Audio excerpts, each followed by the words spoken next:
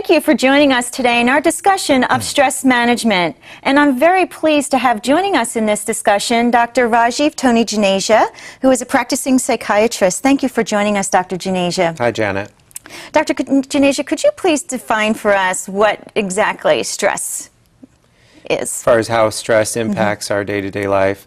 So as you said, I'm a psychiatrist, so I always think more about the mind-body connection. But in general, stress helps activate or uncover our genetic predispositions. So for example, what I mean by that, so say if somebody has a predisposition for high blood pressure, right now as stress accumulates in that individual's life, it is more likely that those genetic predispositions for high blood pressure will uncover themselves.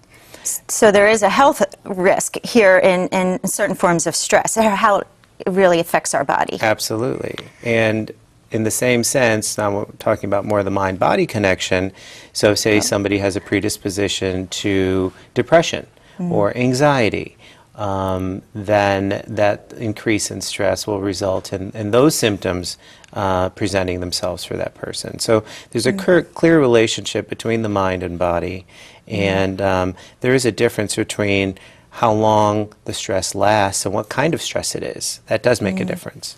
Which brings to mind the question, what is the difference between controllable stress and uncontrollable stress and the effects that it has on our mind, body, and spirit? A simple way to think of that is uncontrollable stress is going to be stress that doesn't go away. So unremitting stress. Stress in small little amounts is actually a pretty healthy thing. And it helps us grow, and it helps us, you know, see that, oh, I could do it, and I did it, and go for that next goal in life. Versus unremitting stress can be somewhat problematic because it does activate a number of physiological responses that in the long run can be dangerous to the health. Dr. Juneja, sometimes, especially in different things that may be going on in our lives, and it can cause fear to play a role in how we're reacting to certain situations and what that might be doing within our body. So what, you know, when we think about fear and the barriers that it may be putting up within our own healing process and how we're thinking clearly, what is the difference between real fear and, you know, conditioned fear? Well, real fear is, you know, there are situations in which we are at risk or in danger. So if you're walking on the boardwalk in Atlantic City at 2 in the morning, that's a, you know, a situation where, you know, to have the fear response could be a good thing, a desirable thing.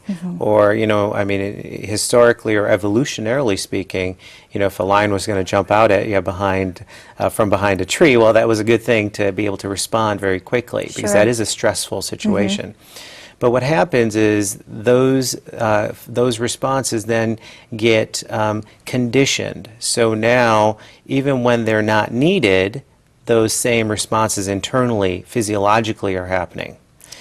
So you may be, say for example, having a disagreement with your boss at work, and the same fear response may get triggered there. So it gets generalized.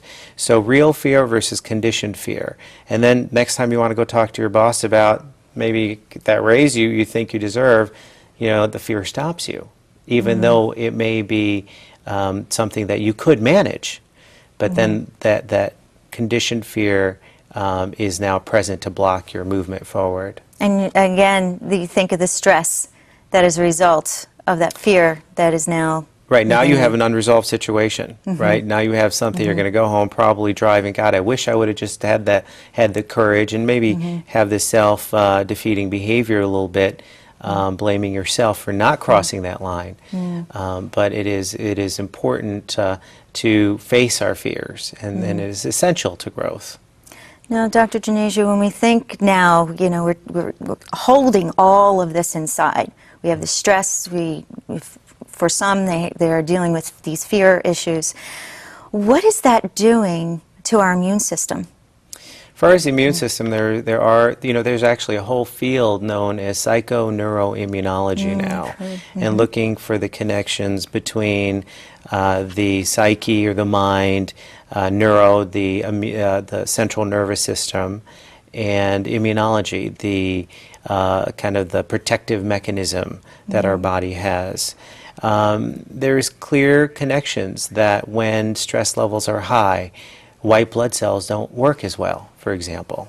So an individual who is, say, giving care to somebody who has dementia at home and needs a lot of supervision, that person, unless that stress is somewhat remitting at times, unless they get a break from that, they're going to run down their immune system and they're going to be more likely to get infections, for example. And not good if you're trying to be there fully present and whole for the person that you're providing so much love and care to, that it's really important to honor your own mind, body, and spirit and give yourself a break. That's because stress obviously it's doing many things within our mind, body, and our spirit. Absolutely. And some of the ways in which it affects our mind, body, and spirit, some of the signs that you are really in need of some personal practices or seeking help would be? As far as the signs, so say if you're having difficulty sleeping, I think that's one of the first things a lot of people kind of experience. Say if you're having difficulty concentrating or focusing, that these symptoms do need to be addressed. Now, it doesn't mean necessarily somebody needs to be on a medication, but it does mean that something's going on here, right? Something's going on. One of the examples I like to use is, it's like hearing something clinking around under the hood of your car. Well, you can address it then, or you can address it when it's broken down on the side of the highway. But it's important to address it. I think we're moving into a time where we want to prevent, we want to prevent breakdown. So, Dr. Janasia, final thought for our audience and managing their stress. Well, what I want your audience really to know is that there is help available to cope with stresses that present themselves in life better. That there are out there. You just have to, get out there and find them. And support, you bring up an excellent point here, is that you are not alone, and there are spaces and places to go to, whether it's within your own home or whether it's out there with support groups, talking to your healthcare professional to help you manage the stress that's in your life and to provide for you outlets so that you have a place to, at least some moments in your day, to let some of that stress out, to let it out and not build up.